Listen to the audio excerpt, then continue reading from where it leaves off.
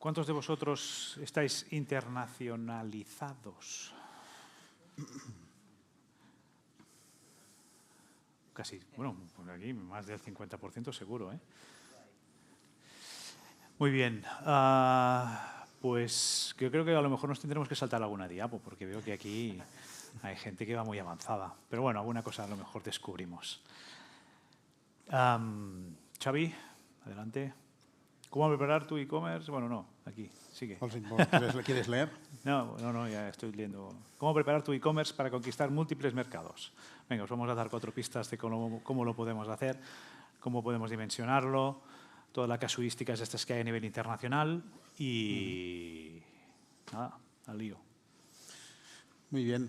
Bueno, parece que con esta frase no parece que esto solamente esté pensado para valientes, pero en realidad tiene su complejidad, pero con una buena plataforma que lo sustente y un buen análisis de mercado y valorar bien los costes y todo aquello que impacta en el negocio, pues no hay para tanto, ¿no? Parece que no. Aquí tenemos un ejemplo, creo. Sí. Unos cuantos. Bueno, y esto hay muchos números y yo de números, ceros y unos sí, pero números igual tú más. Muy bien.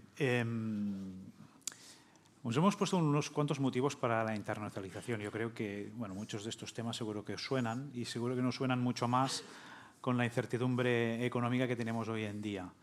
Tema Trump, ¿no? Tema Estados Unidos con los aranceles, creo que es uno de los puntos que está impactando más a nivel global, pero no solo por el hecho de que nosotros, si queremos exportar de aquí para Estados Unidos, tenemos unos aranceles, que no sabemos si los aplica o no los aplica, ahora le ponen 50, ahora le ponen 100, ahora lo baja a 0, ahora, pues estas tensiones, ¿no?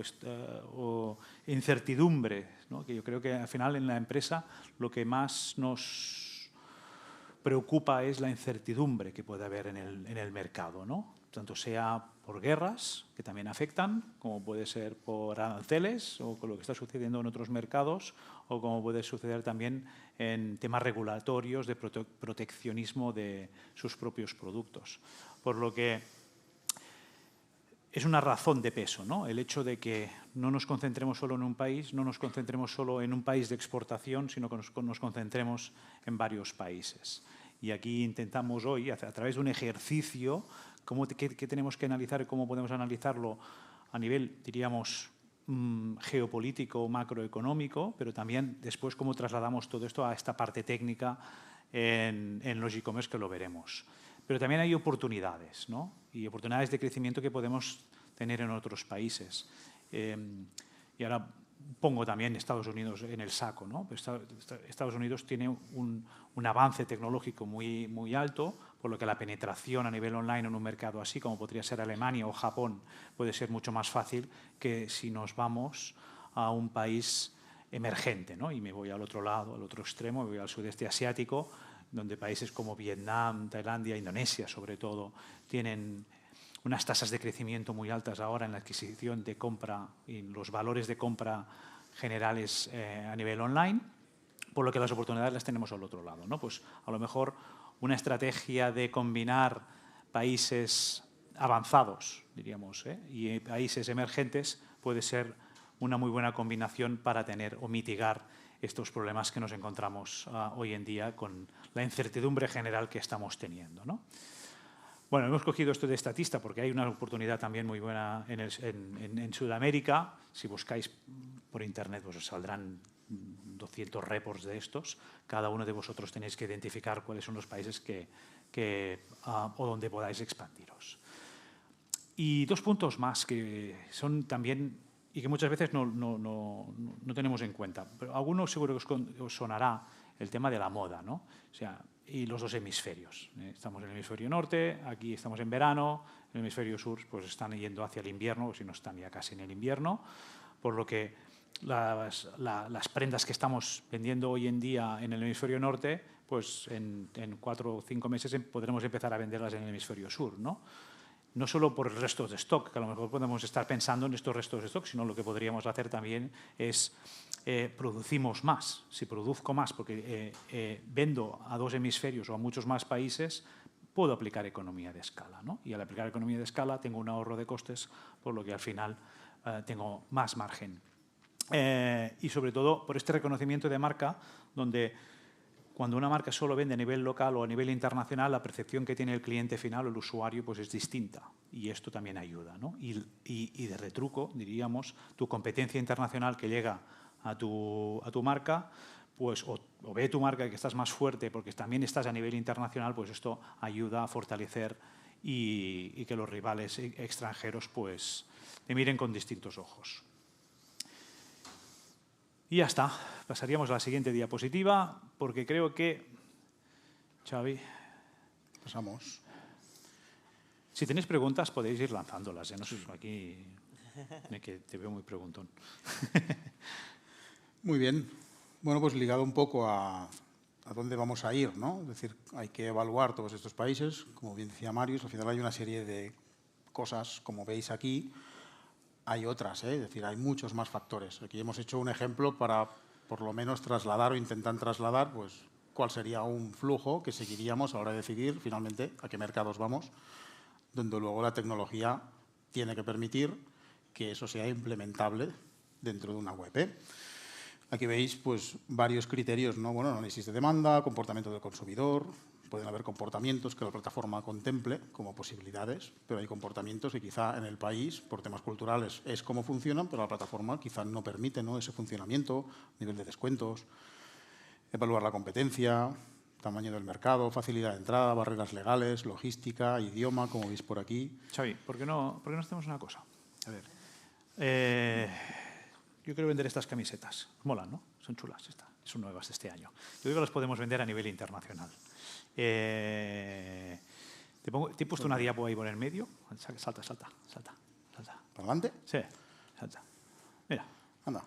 Vamos a vender estos países. Suiza, Canadá, Hong Kong y China. He buscado 4 países que creo que los vamos a vender muy bien y además bastante distintos entre ellos. ¿Qué tenemos que analizar? Por ejemplo, tamaños de mercado. Muy bien. Poder adquisitivo. Barreras de entrada. Barreras legales. La complejidad, ¿no?, al final, que tenemos en cada uno de estos países, cómo podemos... ¿Qué cultura tienen? ¿Qué idioma hablan? Temas de posicionamiento por idioma. Bueno, hay todos estos factores que hemos visto antes. Podemos empezar por uno, como por ejemplo Suiza, a modo de ejemplo. Y aquí vemos, pues, bueno, un valor total de mercado online, cuántos compradores potenciales, un gasto promedio anual a día de hoy y un índice de crecimiento. Y allí son cosas que tenemos o que hay que tener en cuenta, y de cada uno de estos países, en este caso Suiza, pues hemos valorado que el impacto que tiene o la complejidad que cada uno de estos hitos, digamos, o retos comporta, es el análisis que debemos hacer junto con otros factores para acabar decidiendo si es un mercado o no al que debemos ir. Hay que tener en mente la plataforma que querríamos utilizar para que todo eso también sea implementable, porque si decidimos ir a un mercado donde la logística puede ser compleja, porque decido tener almacenes distribuidos en distintos países, si la plataforma no me permite tener múltiples almacenes, pues va a ser perfecto, no lo voy a poder hacer, Pues este tipo de cosas hay que extrapolarlos, ¿no? Todo esto, los e-commerce lo acaba pudiendo implementar. Bueno, pues esto es un ejemplo donde podríamos decir que Suiza pues es un mercado candidato, ¿no? No tiene unas complejidades muy altas en ninguno de los aspectos, por lo tanto, pues aquí sí, ¿no? Aquí podríamos ir, muy bien. Porque voy a vender camisetas, pero si vendes otro tipo de productos, esta tabla puede ser como una referencia para hacer este análisis de la complejidad que me implica, ¿no?, el despliegue a esto, ¿no? Incluso podemos acabar calculando un poco unas previsiones a nivel de facturación que podríamos hacer en base a más datos que le podemos meter a esto, ¿no? Bueno, es como una orientación. Vamos al otro lado, Canadá. Canadá, pues... Estados Unidos no vamos, ¿no? No, allí no. Ahí no, con Trump no. Con Trump no nos quedamos aquí. Vamos a Canadá. Ahora Canadá. Que nos tenemos un dibujito. Canadá. Vale, pues bueno, parámetros como anteriormente y aquí pues las valoraciones. Y esto es lo que en principio deberíamos hacerlo, como os decía, con más parámetros, todos aquellos que consideréis, teniendo en cuenta el tipo de producto también. Y con esto acabamos decidiendo pues a qué mercados sí y a qué mercados no, con la plataforma tecnológica en mente. Los e-commerce, muy importante. Vale. Bueno, hay criterios, podemos estar de acuerdo o no, pero bueno, al final aquí hemos hecho algo, un entretenimiento, de algún modo.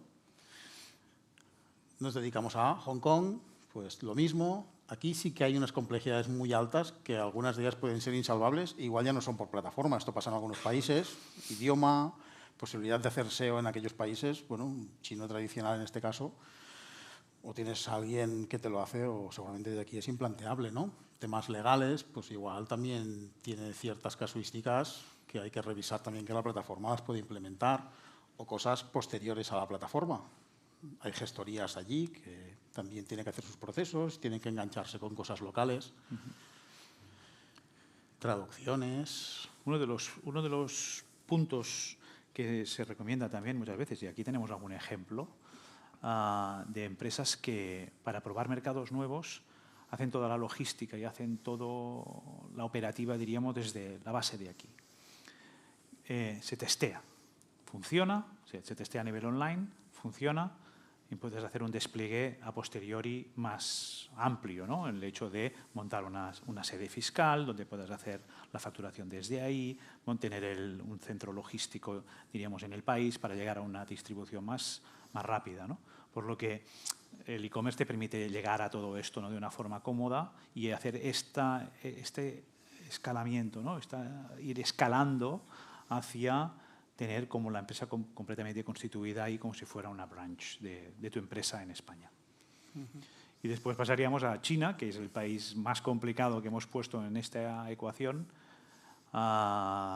donde aquí sí que tendríamos que ver muy bien si nos vale la pena. Ahí tenemos un mercado enorme, como vemos, 900 millones de posibles compradores, aunque después la complejidad que tenemos es muy alta. Y todo esto pues, nos ayuda a valorar si podemos ir o no. Vale, ahora vamos a suponer que vamos a todos estos 4 países. ¿Ok, Xavi? Voy a hacer un apunte aquí porque sí. Si os fijáis todo esto se puede tener en cuenta o no, porque la logística, tengo un almacén en España, vendo en todo el mundo y bueno, tarda más en llegar. Pongo inglés porque bueno, al final en ese mercado pues con inglés también llego, más o menos, ¿no? Atención al cliente, bueno, hay 8 horas de diferencia, pues que se esperen, ¿no? O mira, de madrugada ya nos llamamos, que tampoco pasa nada por dormir poco. Es decir, hay muchas cosas aquí que podríamos decidir que me permiten ir a internacional sin cumplir nada de esto. Antes decíais, ¿cuántos internacionales hay aquí? Muchos, ¿no? Pero el planteamiento internacional que tenéis es el de parecer que sois locales de alguno de estos sitios, porque en el momento en que se busca esto es cuando todo esto tiene impacto real.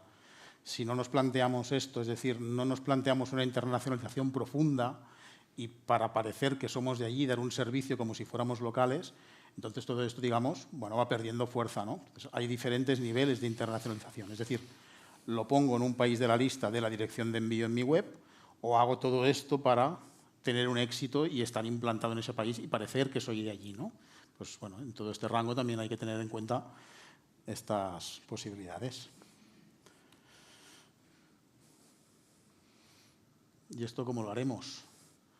Con los e-commerce, evidentemente, y con un headless que nos va a permitir tener un juego para poder implantar primero lo que los e-commerce de por sí ya tiene a nivel core, nativo, desarrollado 100% dentro del propio sistema, junto con todas estas capas de vista donde, en función de dónde nos interese, con un solo cerebro, luego hago un segundo, pero con un solo cerebro tengo la capacidad de abrirme a un mercado o a múltiples mercados con múltiples capas de presentación adecuadas a cada uno de los distintos mercados, porque culturalmente también es un peso importante a la hora de cómo vas a hacer esa navegación. No tienen por qué funcionar todas del mismo modo. Los e-commerce te permite toda esta versatilidad a nivel de todos estos distintos fronts, atacando a un único cerebro, digamos, que gestiona todo, gracias a que estas segmentaciones que hace tanto a nivel de precios, de mercados, de impuestos, de precios, de catálogos, etcétera, pues todo este juego que da es el que permite abrirse a mercados de forma fácil, teniendo en cuenta todo lo que contamos antes y estas posibilidades. Hay otro cerebro que es el RP, que también puede ser único, que se conecta solamente por un canal contra este sistema a los e-commerce y del mismo modo también ampliamos a cualquier otro mercado. Es decir, la plataforma tecnológica para abrirse a mercados internacionales de forma, digamos, correcta, ¿no? O de la mejor forma posible, tiene que acompañar en función de si la estrategia que tenemos es una o es otra. En este caso, los e-commerce está muy pensada tanto para B2B como muy pensada para mercados internacionales. ¿De acuerdo? Muy bien. Vamos a poner el caso. Aquí tenemos cómo operaría el sistema. Es decir, los e-commerce es una única instancia que es capaz de parametrizarse para comportarse en función de usuarios, grupos, países y zonas principalmente, de formas distintas. Pues nos llega la petición, que es este señor o señora que aparece por aquí. Ahora empieza el de la barba. Bueno, pues este detecta que es de Canadá, activa dólares, idioma francés, carga un 30% de impuestos, selecciona el catálogo, marca la política de precios, selecciona la sede de facturación y la moneda. Él ya ha finalizado la compra y desde el almacén que corresponde manda. Todo esto es lo que internamente está haciendo el sistema. Es decir, cuando llega una petición donde identificas al usuario o identificas su ubicación solamente por la IP, el sistema es capaz de determinar todo esto y empieza a aplicar todas estas lógicas de filtraje y segmentación para acabar comportándose como requieres para cada uno de los países. Los que habéis estado en B2B habéis visto un dibujo parecido, la única diferencia es que en lugar de detectar el país, detectábamos el usuario o su grupo, pero el sistema opera exactamente de la misma manera. Segmenta y filtra para adaptar su comportamiento. Todo esto lo permite hacer todos esos módulos que veis ahí. Hay más, estos son los principales, es decir, tener múltiples canales por país, tener múltiples sedes de facturación, múltiples idiomas, múltiples monedas de navegación y de facturación, que no es lo mismo. Podemos navegar en X monedas, pero facturamos en una, por ejemplo, porque tenemos sede única. Tenemos múltiples almacenes, la posibilidad de hacer multiexpedición, estas segmentaciones que decíamos por país, junto con las políticas de precios por país, que no deja de ser una segmentación del catálogo por la parte de precios, perdona, Xavi, y los impuestos. Si recibo un pedido con 2 productos y los tengo en 2 almacenes, ¿esto cómo funciona? Pues te acabarán llegando 2 expediciones distintas. Pedido único, expediciones tantas como el patrón de punto de salida, transportista implicado y fecha de entrega, tantas como esto sea distinto, pues tantas expediciones se acabarán generando. Impuestos por país y bueno, las integraciones con RP que comentábamos antes, facilidad a través de esta API de sincronización, cosa que permite de forma nativa construir todo esto y que se comporte así y fácilmente integrar con un RP para que una vez las ventas se produzcan tengas disponibilidad para gestionar internamente tu logística, tu almacén, junto con algo muy importante también, y es que al final cuando nos planteamos ir a un modelo internacional, si calculamos los costes y los márgenes que tenemos necesidad de poder sacar analíticas, no solo de tráfico, sino también de ventas, de costes que hemos tenido respecto a los productos, los costes de transporte, de evoluciones, y hay que también tener una visibilidad clara de todas las entradas y salidas de dinero para ver cómo de rentable es ese mercado para nosotros en base a un objetivo original que puede ser en primera fase perder dinero incluso, pero en un plazo de tiempo X, pues un break-even por lo menos, para luego empezar a ganar, si no, ¿para qué nos planteamos, no? A no ser que sea branding y estas otras cosas que también aportan valor a la marca.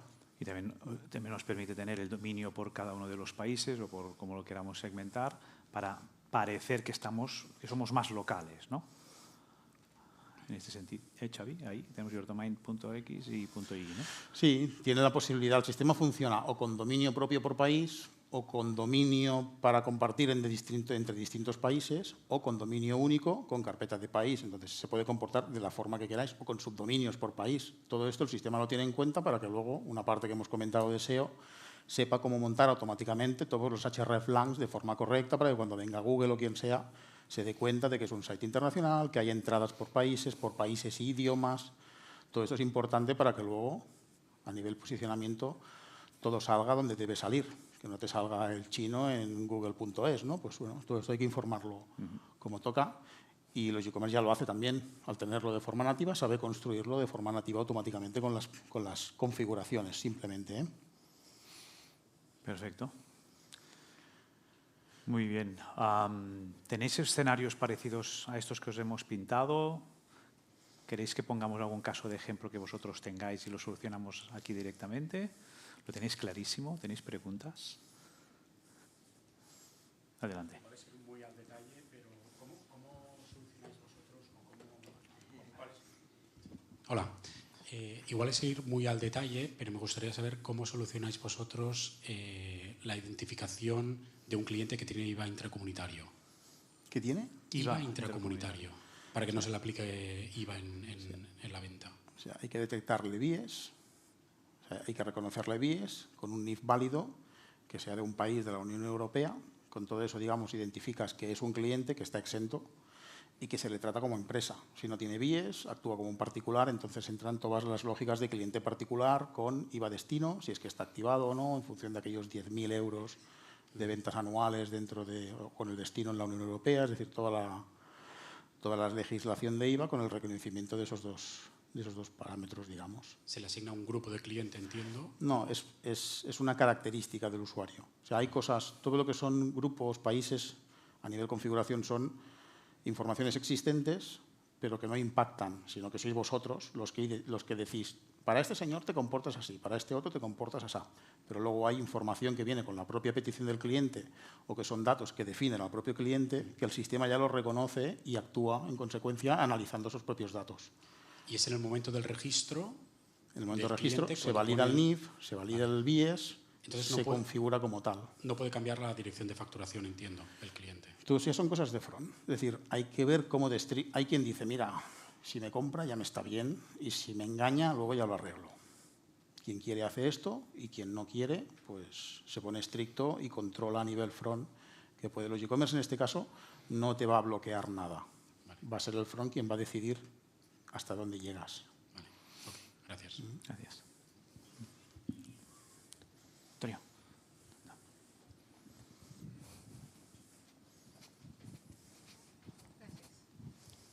Buenas tardes, soy Marcela Coral, de Ecuador, radicada ahora acá, comerciante antes Europa, Latinoamérica, ahora viceversa en una editorial. Tengo un caso puntual que me causa un poco de preocupación, no sabría cómo resolverlo. El tema de Cuba. Hay dos monedas que al final funcionan ahí como CUP y el dólar, pero el CUP es una moneda interna. ¿El sistema puede operar con dos tipos de divisa para facturación al mismo tiempo? Sí. Cuando dices al mismo tiempo, bueno, ¿acabará aplicando una u otra? Porque es que, claro, el COP lo pagan allá o lo utilizan allá, pero para gastos operativos solamente en Cuba. Y tenemos ese problema ya desde el año anterior en la empresa. Entonces, no aceptan ahora por el momento el dólar, sino el euro. Entonces, hay condiciones que dan dos operaciones fiscales, una que es interna en Cuba y otra que puede salir.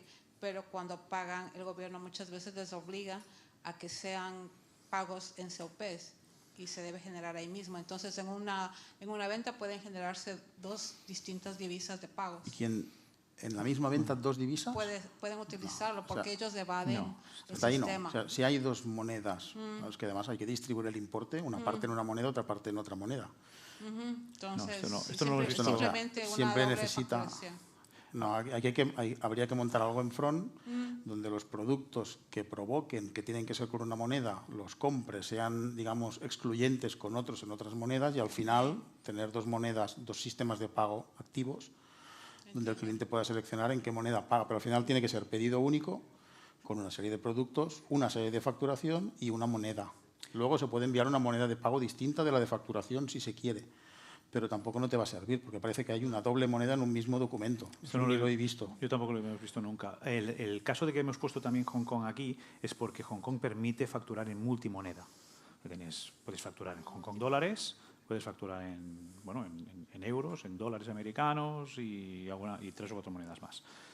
Pero la factura siempre tiene que ser en una de las monedas.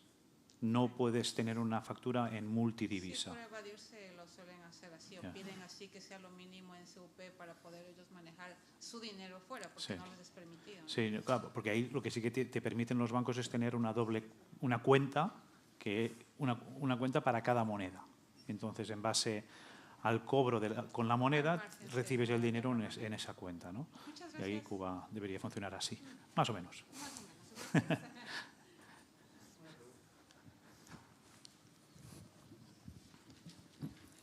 Gracias. Vamos a abrir en B2C, somos B2B. S3 hacemos ropa de motocross, del París-Dakar, tema moto muy chulo. Conozco. Y vamos a abrir B2C y vamos a empezar con Canadá. Mira. Sí, porque el distribuidor de ahí pues no se motiva y pues nada, abrimos B2C, vamos a hacerle el salto y vamos a atacar. La tasa del tema de impuestos, como vamos a ir por UPS y UPS te gestiona todo el tema entiendo que no lo debo de cargar en la configuración de precios, sino UPS se encarga de esto y ya paga UPS. ¿Cómo soléis gestionar este tipo de cosas? Canadá, impuestos, quien te lo debe decir debe ser o la gestoría, diríamos, que te gestiona esto, o incluso el transportista que dice que lo cobra él. Lo que sí que te permitirá la plataforma es adaptar el e-commerce a los requisitos, en este caso legales o de impuestos que tengas con Canadá. Aquí en Canadá tienes una casuística parecida a Estados Unidos, sí, donde para eso hay AvaTax, no sé si te suena, plugin de cálculo de impuestos, que en Estados Unidos si no lo usas es prácticamente imposible calcular los impuestos. AvaTax, una empresa que se llama Avalara. Esa es la forma de hacer cálculo de impuestos correctos en Estados Unidos, en Canadá y en Brasil, que son los 3 países más complicados a nivel de impuestos. Sí. Con esto es con lo que consigues, es decir, si quieres que en el front te calcule los impuestos, necesitas este plugin. Y que este plugin calcule, porque es casi imposible, es decir, la complejidad es enorme. Si no, entonces te adaptas legalmente, pero luego el documento es como si te mandaran por teléfono un correo. Quiero esto, tú ya con tu RP haces el cálculo y de algún modo cobrarías. Lo que hace UPS, entiendo que deben ser pasos por aduana o alguna cosa así, no el impuesto, que hay que aplicarlo en función de la zona donde va el paquete, no lo sé. Sí. Pero con AvaTax seguro que está cubierto porque es uno de los 3 países que cubren. Sí, aquí los e-commerce estamos integrados con AvaTax, precisamente porque tenemos varios clientes vendiendo en Estados Unidos, diríamos. Tiene API AvaTax. Tiene APIs, sí. Sí, pero bueno, ya los e-commerce tienen una integración nativa hecha con ellos, donde todo ya se tiene en cuenta. Es que Estados Unidos cobra impuestos, o sea, en una calle, al lado derecho cobra un impuesto y al lado izquierdo cobra otro, ¿eh? O sea, es así. Aquí Miquel nos puede explicar su experiencia un poco con esta gestión de impuestos. En Canadá, desde España, no tienes que pagar. Hay un acuerdo para no pagar aduanas, en teoría. Europa, Estados Unidos, en teoría no tendrías que pagar ninguna. O los clientes no tienen que pagar. Bueno, esperaos, que con la revolución que hay ahora, hoy y mañana veremos.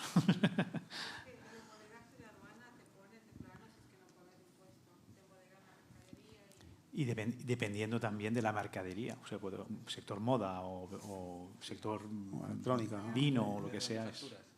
¿Desde dónde facturaréis? ¿De España o...? Pues no tiene sentido AvaTax tampoco porque... Si sí, es factura local. Si no tienes sede en Canadá, facturar desde España. ¿Y qué impuesto le aplico al usuario? No tienes que aplicar. No hay impuesto. No. Es una venta... Si hay alguno lo tendrá que pagar. Igualmente a lo mejor hay que añadir en la factura algún código tipo, no sé, hay el acuerdo tal de tal país y en teoría ya está, pasa sin... Sí, nosotros operamos así, se vendemos desde aquí, todo lo que es exportación, tú tienes que hacer la factura internacional de exportación, que aduana procesará, nosotros trabajamos con DHL y ellos se encargan y avisan al cliente, mercadería en aduana, paga lo que sea. Y lo paga el cliente cuando lo recibe. Hola, ¿qué tal? Es fantástico este debate de las tasas, es apasionante. Amigas, nosotros también vendemos a B2C por e-commerce a Estados Unidos, Resta del Món, y lo hacemos por DDU. O sea, hay diferentes maneras de enviar. DDU es que las tasas van a cargo del destinatario, ¿vale? Entonces, en la factura no reportamos nada, lo enviamos así. Lo que pasa que recientemente UPS, amigas y amigos, está cambiando su política y está entregando sin cobrar las tasas al cliente. Con lo cual recibimos una bonita carta de UPS que nos reclama las tasas de entrada en ese país. Bueno, estoy lidiando con ellos porque es una política nueva. Y si Trump estornuda y UPS también, pues vamos a cerrar mercado y nos vamos a ir a Hong Kong, donde nos quieran. Que va a ser mucho más fácil. Sí. Sí. Muy bien, pues Xavi, creo que... Y con esto acabamos. Espero que os hayamos animado a dar el paso si lo teníais en mente. No es tan difícil, si la plataforma lo permite, como esta. Es más decidirse a hacerlo. Perfecto. Muchas gracias. Muchas gracias.